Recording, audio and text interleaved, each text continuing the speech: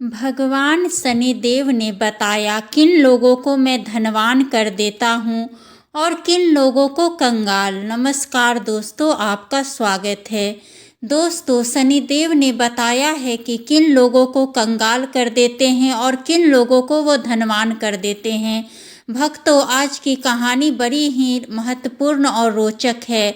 आप इस वीडियो को पूरा जरूर सुने। स्वर्गलोक में एक बार माता लक्ष्मी और शनिदेव में बहस छिड़ गई। लक्ष्मी माता जी बोली मैं बड़ी हूँ और शनिदेव बोले मैं श्रेष्ठ हूँ।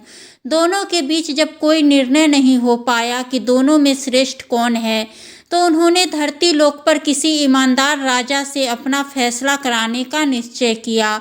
उन दिनों धरती पर प्रयाग में एक श्रीमन नाम के राजा रहते थे। वे अपने न्याय के लिए दूर दूर तक प्रसिद्ध थे। शनिदेव और माँ लक्ष्मी राजा श्रीवन के पास गए और झगड़े की वजह बताई कि हम दोनों में यह सिद्ध नहीं हो पा रहा है कि श्रेष्ठ कौन है। कृपया आप ही हमारा निर्णय कर दे। शनिदेव और माता लक्ष्मी की बात को सुनकर राजा श्रीवन बहुत बड़े धर्म संकट में फंस गए। दोनों में से किसको बड़ा कहा जाए? यदि शनिदेव को बड़ा बता दिया तो लक्ष्मी माँ रुष्ट हो जाएगी और लक्ष्मी रूठ गई तो हमारे राज्य की सारी धन वैभव नष्ट हो जाएगी। यदि शनिदेव को रुष्ट कर दिया तो शनिदेव अपने प्रकोप से नष्ट भ्रष्ट कर डालेंगे। राजा साहब जब किसी नतीजे पे नहीं पहुँचे तो शनिदेव और लक्ष्मी जी ने उन्हें 1 महीने का समय देकर चले गए और कहा कि 1 माह के बाद आएंगे हम, तब तक तुम खूब सोच विचार कर लो।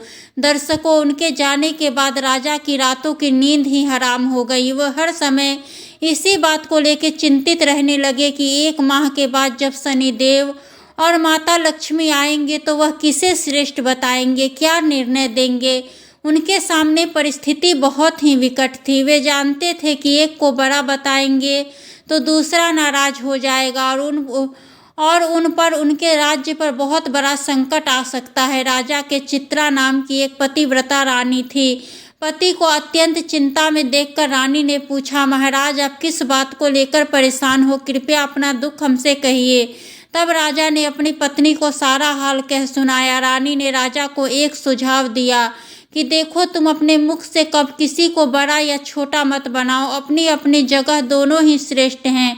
उनके बड़े होने का फैसला आप उन्हीं पर छोड़ दो। आप एक काम करो, एक सोने का और एक चांदी का सिंहासन बनवाओ। दोनों का आसन अपने सिंहासन के दाईं और बाईं ओर रखना।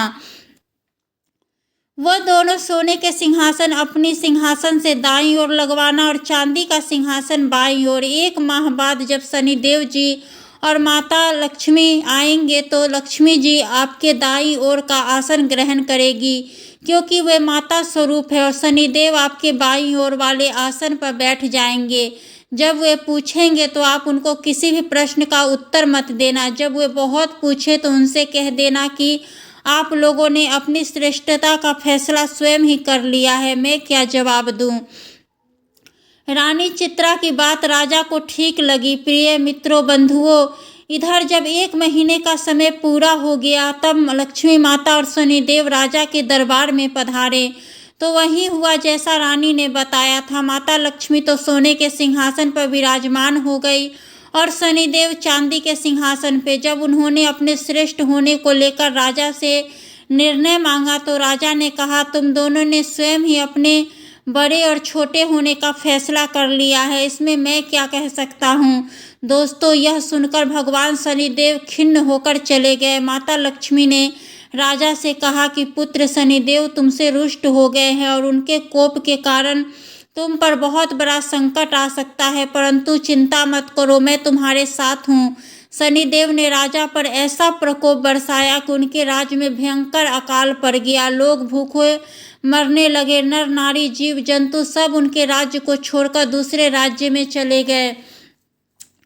राजा से अपने राज्य की ऐसी हालत देखी नहीं गई। 1 वर्ष बाद उन्होंने अपने राज्य को छोड़ने का फैसला किया। अब वे अपनी पत्नी चित्रा को साथ लेकर घर से निकल पड़े। एक पोटली में उन्होंने हीरे जवाहरात कुछ जेवर आभूषण बांध लिए। सोचा जहाँ रहेंगे वहाँ विपत्ति में यह बहुत काम आएंगे। इन्हें बेचकर हम अपना गुजारा कर लेंगे। रानी राजा घर से निकले ही थे कि उसी समय भयंकर आंधी तूफान आ गया। चारों तरफ अंधकार छा गया और उस अंधेरे रास्ते में भटक गए। समझ में नहीं आ रहा था कि कहाँ जाए। तभी माता लक्ष्मी एक छोटी सी कन्या का रूप धरकर आती है और लालटेन की सहायता से उन्हें नदी के किनारे पहुंचा देती है।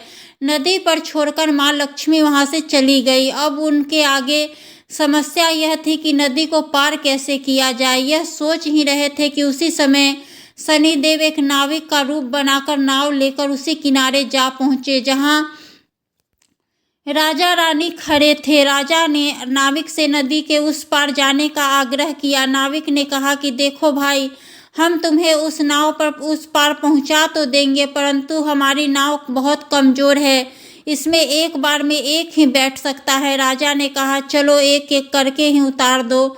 अब पहले तो नाविक रानी को उस पार पहुंचा आया, फिर राजा को ले गया। तीसरी बार में उस नाविक ने राजा की धन की पोटली रख ली, लेकिन वह नाविक तो स्वयं शनिदेव थे, इसीलिए वह धन की पोटली लेकर नदी के बीच से गायब हो गए। अब तो उनके पास जो धन था वो भी नहीं रहा।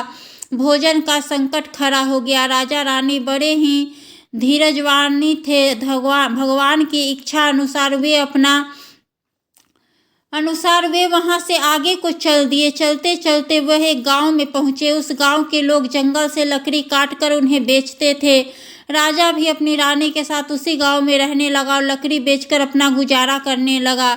लक्ष्मी जी की कृपा से उसे जंगल में चंदन का बाग मिल गया। राजा ने चंदन की लकड़ियों को बेचकर बहुत सारा पैसा कमा लिया। अब तो उसका जीवन बड़े सुखपूर्वक बीतने लगा। राजा और रानी को सुख चैन में देखकर शनिदेव ने एक और नई चाल चली। एक सौदागर था जो उस गांव में चंदन की लकड़ी भरकर दूसरे राज्य में ले जाया करता था। आज उसका जहाज उस नदी के किनारे पर ही फंस गया था। उसने जहाज को चलाने का बहुत ही प्रयास किया, पर जहाज टस से मस नहीं हुआ। सौदागर के समझ में नहीं आ रहा था कि वह क्या करे। तभी शनिदेव एक ब्राह्मण का रूप बनाकर उस सौदागर के पास आए और बोले, हे सौदागर, तेरा जहाज तो चल जाएगा यदि कोई पतिव्रता स्त्री तेरे जहाज में हाथ लगा दे। सौदागर ने वैसा ही किया। पूरे गांव की स्त्रियों को बुलाया। सबने जहाज को छुआ, पर जहाज फिर भी नहीं चला। किसी ने बताया कि गांव में अभी एक स्त्री रहने यहाँ आई है। जो सौदागर स्वयं चलकर उसके पास गया। वह स्त्री कोई और नहीं, रानी चित्रा थी। सौदागर ने जब रानी के पास निमंत्रण भेजा तो रानी ने कहा जाने से इनकार कर दिया और कहा कि इस समय मेरे पति जंगल में लकड़ी काटने गए हैं, मैं तुम्हारे जहाज के पास नहीं जा सकती। सौदागर के आदमी ने वापस जाकर उसको सारी बात बता दी। सौदागर समझ गया कि यही औरत पतिव्रता है, ही उसके जहाज को निकाल सकती है। वह शाम को फिर उसके घर गया।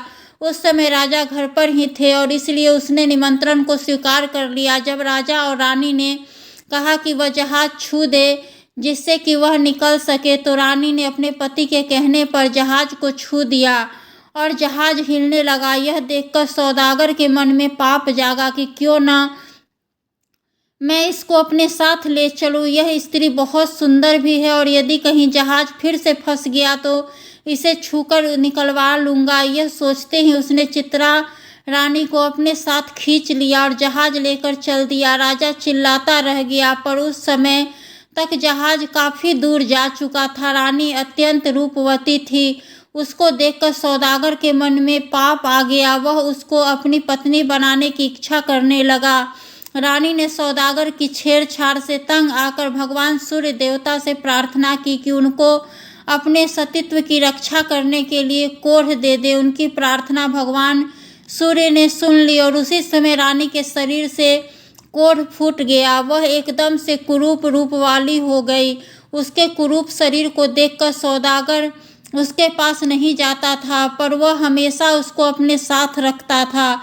इधर राजा रोते बिलखते नदी किनारे से चल पड़े। वह इसी उम्मीद में थे कि यदि जहाज इस तरफ से गुजरा तो वह अपनी पत्नी को छुड़ा लेंगे। आखिर उनको जहाज का कहीं पता नहीं चला तो वह नदी किनारे आश्रम के साधुओं के साथ रहने लगे। अब तो राजा वहाँ पर साधुओं की सेवा करता था, उनकी गायों को चराता था और गायों के गोबर से उपले बनाता था। वे उपले लक्ष्मी जी की कृपा से सोने के बन जाते थे। इस प्रकार कुछ ही दिनों में उसके पास ढेर सारा सोने का ईंट हो गया। एक दिन वही सौदागर जो राजा की पत्नी को ले गया था, उसका जहाज उसी गांव की नदी पर आया। राजा ने सौदागर को पहचान लिया। उसने सौदागर को ईंट दिखाकर कहा कि यदि सौदागर उसके साथ ये ले चले तो वह सोने की ईंट सौदागर को दे देगा। सौदागर ने राजा को पहचान तो लिया था, परंतु सोने की ईंटों के लालच में उसे अपने पास बैठा लिया, ईंटों को भी जहाज में भरवा लिया।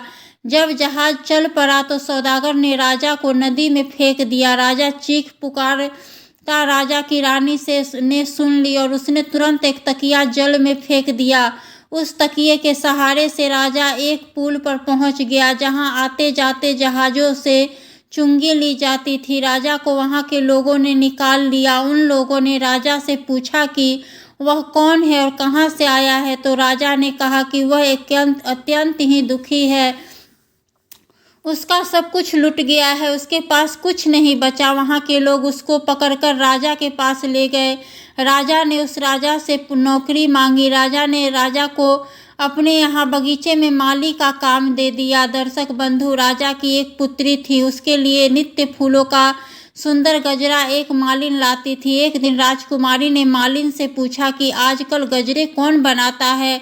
बहुत ही सुंदर गजरे बनता है। मालिन ने राजकुमारी को बताया कि एक नौकर नया आया है जो बड़े ही सुंदर गजरे बनाता है। राजकुमारी ने उस नौकर को देखने की इच्छा जताई। जब उसने राजा को देखा तो वह उस पर मोहित हो गई और राजा से ही ब्याह करने की जिद ठान ली। राजा ने बहुत मना किया, परंतु जब राजकुमारी नहीं मानी तो उन्होंने लाचार होकर दोनों का विवाह कर दिया और जंगल में एक मकान दे दिया। धीरे धीरे समय बीतता चला गया। कुछ दिन बीते तो राजा ने राजकुमारी से कहा कि मैं ऐसे बेकार बैठे रहकर मेरा मन नहीं लगता, तुम अपने पिता से कहो कि मेरे को जहाज की चुंगी का ठेका दे दे। राजकुमारी ने अपने पिता से यह प्रस्ताव रखा तो राजा ने भी कहा ठीक है। अब तो राजा अपने आने वाले जहाज़ों से चुंगी लेता था। इसी तरह जब 7 वर्ष बीत गए, शनिदेव का प्रभाव खत्म होने को आया। एक दिन सौदागर का जहाज वहीं से निकला तो राजा ने उस जहाज को रोककर आगे जाने से रोक दिया। सौदागर को यह देखकर बड़ा क्रोध आया। वह तुरंत शिकायत लेकर राजा के पास पहुंच गया। राजा ने जब राजा से पूछा कि वह सौदागर के जहाज को क्यों नहीं जाने दे रहा, तब उस राजा ने बताया, महाराज, इस सौदागर के पास मेरी सोने की ईंट है, यह मेरी सोने की ईंट नहीं दे रहा। राजा ने कहा, तुम्हारे पास क्या प्रमाण है कि इसके पास जो ईंट है वह आपकी है? तब उस राजा ने कहा, महाराज, आप इसे दरबार में सब लोगों के सामने बुलवाइए। वह ईंट एक तरफ से जुड़ी हुई है। यदि सौदागर ईंट खोल देगा तो यह सारी ईंट इसकी होगी। यदि वह ईंट नहीं खोल पाता है तो उन ईंटों को मैं खोलकर दिखाऊंगा। और ईंटों को दरबार में लाया और सौदागर ने कहा कि यदि तुम्हारी यह सोने की ईंट है तो तुम खोल दो, और यदि तुम नहीं खोल पाते हो तो वह ईंट तुमसे ले ली जाएगी। मित्रों, सौदागर शाम तक उन ईंटों को खोलने का प्रयास करता रहा, लेकिन उसके एक भी ईंट नहीं खुली। अंत में जब शाम हो गई तो राजा के दामाद की बारी आई और उन्होंने चंद क्षणों में ही उन ईंटों को खोल दिया। तब राजा ने पूछा कि वह कौन है, तो राजा ने पूरी कहानी बताई कि महाराज, मैं और मेरी पत्नी चित्रा को इस सौदागर ने छीन लिया, कृपया मुझे मेरी रानी दिलवा दीजिए। दोस्तों, राजा ने सौदागर से कहकर तुरंत चित्रा को पालकी में बुलवाया और सौदागर को पकड़कर कड़ी सजा दी। चित्रा ने पुनः सूर्य भगवान से प्रार्थना की कि वह मेरे रूप को फिर से पहले जैसा लौटा दे। भगवान सूर्य देवता की कृपा से रानी फिर से सुंदर हो गई। राजा ने आदर पूर्वक उन राजा को खूब सारा धन देकर विदा किया। साथ में अपनी बेटी को और चित्रा को भी उनके अपनी बेटी मान लिया और खूब धन दौलत देकर राजा को प्रेम पूर्वक विदा कर दिया। राजा पुनः अपने राज्य में लौट आया और फिर से राज सिंहासन पर सवार हुआ। एक दिन शनिदेव ने प्रकट होकर के राजा से कहा, हम आपके सत्य की परीक्षा ले रहे थे। अब मैं तुम्हें बता रहा हूँ कि कौन से लोग को नाश प्राप्त नहीं होते हैं। नंबर 1, व्यक्ति में जो भी अपने धर्म को और सत्य को ना त्यागे उसका कभी नाश नहीं होता, देवता लोग भी उसकी सहायता करते हैं। नंबर 2, गरीबी आने पर भी जो अन्याय का मार्ग न चुने, पाप का धन न खाए, वह देवताओं का सदा कृपा पात्र बना रहता है। मैं आपका कभी बुरा नहीं करता, अपितु उस पर लक्ष्मी की कृपा सदैव बनी रहती है। नंबर 3, धन संपदा पाकर भी जो अभिमान न करे, बड़े गुरुजनों का, दीनहीनों का जो अपमान नहीं करता, मैं कभी उसका बुरा नहीं करता हूँ, उसकी सहायता करता हूँ। मेरी कृपा से लोग पल मात्र में धनवान बन जाते हैं और पल मात्र में कंगाल। राजन, मेरे वरदान से तुम्हारा राज्य फिर से संपन्न हो जाएगा, धन दौलत से, धन्य धान्य से संपन्न हो जाएगा, तुम्हारी प्रजा खुशहाल हो जाएगी और कभी दुख दरिद्रता तुम पर नहीं आएगी। राजा को वरदान दे करके भगवान शनिदेव वहाँ और लक्ष्मी माता वहाँ से चले जाते हैं।